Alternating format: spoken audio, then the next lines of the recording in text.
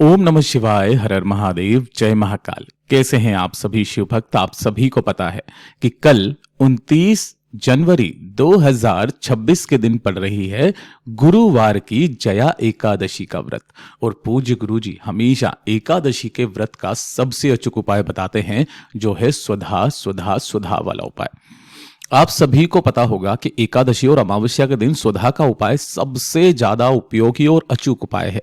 एकादशी के दिन जब इस उपाय को किया जाता है तो वो किन कारणों के लिए किया जाता है। गुरुदेव ने कहा, जब आपके जीवन के कष्ट, आपके जीवन के दुख दूर नहीं हो रहे हों, आपने सब कुछ करके देख लिया, आपके हृदय की बात, आपकी कामना महादेव तक नहीं पहुंच रही है, आपने किसी कार्य सिद्धि को कराने के लिए सब कुछ करके आपने देख लिया, लेकिन फिर भी आपके वो कार्य नहीं बन रहे हैं। पूज्य गुरुजी ने सिर्फ एक उपाय बताया, जो एकादशी पड़े उस एकादशी के दिन इस स्वधा सुधा सुधा वाले उपाय को जो भी व्यक्ति अपने सच्चे मन से करके आ जाता है, उसकी चाहे कितनी भी बड़ी कामना क्यों ना हो, पूरी जरूर होती है। और पूज्य गुरु जी की ही कथा से सुन करके और समझ करके इस पूरे उपाय को बहुत आसान भाषा में आप सभी शिव भक्तों को बताऊंगा। परंतु उससे पहले आप सबसे बस एक छोटी सी प्रार्थना करना चाहूंगा कि जो भी शिव भक्त पहली बार आए हैं, चैनल को सब्सक्राइब जरूर से कर लीजिएगा। फिर चाहे वीडियो को आप लाइक करें या ना करें, लेकिन कमेंट बॉक्स में हर हर महादेव जरूर से लिख दीजिएगा। इस पूरे वीडियो में हम 3 महा उपायों के बारे में बात करेंगे, जो आपको इस एकादशी के दिन करने हैं, तो ध्यान से सुनना है और समझने की कोशिश करना है। सबसे पहले बात करते हैं हमारे पहले वाले उपाय की। पहला जो उपाय है, पूज्य गुरुजी ने कहा कि जब आपके जीवन के दुख, आपके जीवन के कोई से भी कष्ट, चाहे शारीरिक चाहे मानसिक, बाहर से आने वाले कष्ट, आपके जीवन के संकट खत्म होने का नाम नहीं ले रहे हैं। गुरुदेव ने कहा, जब आपके दुख के आंसू सूखने का नाम ना ले रहे हो और आपकी कामना महादेव तक पहुंच ही नहीं रही है, घर वाले ताने मारते हैं, सब कुछ आपने करके देख लिया, लेकिन आपकी इच्छा पूरी नहीं हुई, आपके जीवन के दुख कष्ट खत्म नहीं हो रहे, मात्र 1 लोटा शुद्ध जल अपने घर का तांबे के कलश में आपको लेना है और इसके अंदर आपको मिलाना होगा 2 से 4 बूंदे गंगा जल की। वैसे तो पूज्य गुरुजी ने कहा कि जो पवित्र नदी का जल है आपके पास वो ले लीजिए। जनरली हम सबके घरों में गंगा जल होता है, गंगा जल आपको ले लेना है और एक दीपक आपको तैयार करना है। ये वाला जो दीपक होगा, चाहे आप आटे का बना ले चाहे मिट्टी का, लेकिन इसके अंदर आपको लगानी है गोल बाती, जिसे फूल बाती भी कहते हैं, और इसके अंदर भरना होगा आपको घी। ध्यान रखना, घी का दीपक है, तेल का नहीं। इन्हें लेकर के आपको भोलेनाथ के मंदिर में पहुंचना है, शिवलिंग के पास में। जब भी आप यहां पर पहुंचोगे, शिवलिंग के पीछे की तरफ आपको आसन लगा करके बैठना है, जिससे आपका मुख उत्तर दिशा की तरफ में हो जाए। ध्यान रखिएगा, जब भी आप कोई उपाय करें तब आपका मुख या तो उत्तर की तरफ रहे या पूर्व की दिशा की तरफ में रहे। बैठ करके आपने जो 1 लोटा शुद्ध जल लिया है, उस 1 लोटे शुद्ध जल को अपने दोनों हाथों में आपको पकड़ना है। सबसे पहले आपको अपना नाम बोलना है, फिर गोत्र बोलना है। जिस तिथि को कर रहे हो, जैसे माघ मास की या फिर जिस भी मास की, जिस एकादशी की तिथि के दिन कर रहे हो, उस एकादशी की तिथि को बोल करके इस संपूर्ण जल को भोलेनाथ की शिवलिंग के ठीक शीर्ष पर आपको एक धारी से धीरे धीरे करके समर्पित कर देना है। समर्पित करके ढोक दे करके सामने यहां पर नंदी भगवान बैठे रहते हैं। नंदी भगवान के पीछे की तरफ में खड़े होकर, इस चीज का विशेष करके ध्यान देना, नंदी भगवान के पीछे की तरफ खड़े होकर के और शिवलिंग का ये जो शीर्ष है, इस शीर्ष को देखते हुए आपको 3 बार एक शब्द का स्मरण करना है, स्वधा स्वधा स्वधा। कितनी बार? 3 बार। पूज्य गुरुजी ने कहा, स्वधा कौन है? स्वधा है मैया पार्वती जी की नानी का नाम है, जो कि पितृलोक में निवास करती है। और आपके जीवन के दुख, आपके जीवन के कष्टों को खत्म करने का सीधा सीधा एक तरीका होता है आपके पितरों का प्रसन्न होना। यह आशीर्वाद प्राप्त है कि एकादशी तिथि के दिन जो व्यक्ति स्वधा का 3 बार स्मरण करके इस जल को समर्पित करता है, तो जितना भी जल जलाधारी से नीचे जाकर के इस जगह पर जाकर के गिरता है ना, यह आपके पितरों का जो स्थान होता है वो माना गया है। इसके एक एक बूंद आपके पितरों के भाग में जाती है, पितृ तृप्त हो जाते हैं। शिव महापुराण की कथा में यहां तक लिखा गया है कि अगर आप 3 बार सुधा शब्द का स्मरण ना करके ब्रह्मा जी के द्वारा जो रचित स्रोत है, कौन सा? सुधा स्रोत, जिसके अंदर टोटल 12 श्लोक होते हैं। उन 12 श्लोकों का मात्र पाठ करके भी अगर कोई व्यक्ति आ जाता है तो उसे एक बार पाठ करने पर 100 बार श्राद्ध करने का और सभी तीर्थों में स्नान करने का पुण्य फल भी प्राप्त होता है। जब आप मंदिर से वापस आएंगे तो शिवालय की चौखट पर अपने जीवन के दुख कष्टों को खत्म करने की कामना करके एक दीपक को शिव की चौखट पर आपको समर्पित करके जरूर आना है। उसके बाद में देखिएगा कि आपके जीवन के सारे रास्ते कैसे खुलते हैं। पूज्य गुरु जी का बहुत अद्भुत और अचूक उपाय है, जरूर से कीजिएगा।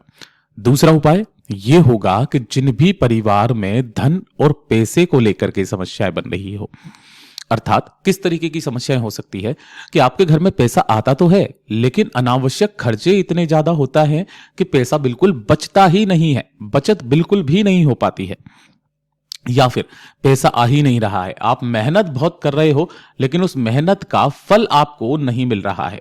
कोई आपका व्यापार है, कोई दुकान है, कोई फैक्ट्री है, नहीं चल रही है, घाटे में जा रही है, सब कुछ अच्छा होने के बावजूद भी आपके घर में कुछ पनप नहीं रहा है। एक छोटा सा काम कीजिएगा, आपको इस तरीके से लेनी होंगी 21 चने की दाल, ठीक है ना, चने की दाल। अब जब भी आप चने की दाल लोगे ना तो ध्यान रखना, ये जो आधी सी दिखती है ना, इसको एक बोला जाता है, पूरा दो को मिलाकर के एक नहीं किया जाता है, ठीक है। 21 चने की दाल लेना है और थोड़ी सी मात्र आपको लेनी है एक हल्दी की गांठ, ठीक है ना, छोटी सी हल्दी की गांठ। अगर हल्दी की गांठ नहीं है तो आप पिसी हुई हल्दी भी ले सकते हैं। तो उसी पिसी हुई हल्दी के अंदर आपको क्या करना है कि ये जो चने की दाल ली है इसको थोड़ा सा इसी के ऊपर हल्दी को लपेट करके 21 चने की दाल के ऊपर ये जो है इन्हें दोनों को ही आपको क्या करना है, किसी भी एक पीले कपड़े में बांध करके इसकी एक पोटली बना लेनी है। अगर आपने हल्दी की गांठ ली है तो साथ में हल्दी की गांठ आपको रख देनी है इस तरीके से और इसकी एक पोटली बना लेनी है। अब ये जो चने की दाल और हल्दी की पोटली है ना, इसे लेकर के आपको आपके घर के आसपास जो भी नारायण भगवान का मंदिर है वहां पर आपको पहुंचना है। नारायण भगवान की चौखट से इस पोटली को स्पर्श करा देना। स्पर्श करा करके आपको नारायण भगवान के मंदिर के 7 परिक्रमा करनी है। जब भी आप परिक्रमा करके मंदिर के पीछे की तरफ में जाएंगे ना, तब यहां पर आपको ओम नमः शिवाय मंत्र का स्मरण करके सम्मुख में आना है। फिर वापस जब आप दूसरी परिक्रमा करोगे, मंदिर के पीछे जाकर के ओम नमः शिवाय मंत्र का स्मरण करोगे, फिर वापस सम्मुख में आना है। इस तरीके से आपको 7 परिक्रमा करनी है और 7 परिक्रमा करने के पश्चात इस पीली पोटली को उठा करके आपके घर में जहां पर भी धन रखने का स्थान है, तिजोरी है, गल्ला है, वहां जाकर के रख दीजिएगा। यह आपके घर में धन की आवक को बढ़ाता है। पूज्य गुरु जी का बहुत अद्भुत और अचूक उपाय है, जरूर से कीजिएगा। और इस तीसरे वाले उपाय को करना बिल्कुल भी मत भूलिएगा, जो कि एकादशी की शाम को किया जाता है। शाम को कर लो, रात को कर लो, कभी भी कर लो, यानी कि सूर्यास्त के बाद में इस उपाय को किया जाता है। यह भी उपाय जो विशेष है, यह किसके लिए किया जाता है? धन, संपदा, वैभव की वृद्धि के लिए, है ना। जब आपके घर में धन की आवक सी रुक गई है, मां लक्ष्मी जी आपसे रूठी हुई हैं। पूज्य गुरु जी ने कहा था मां लक्ष्मी का एक अंश सदैव आपके घर में विराजित रहेगा। यह शिव महापुराण का वो अचूक उपाय है। इसके पीछे की कथा भी थी, वो भी मैं आपको बताऊंगा। गुरुदेव ने कहा एक दीपक आपको तैयार करना है।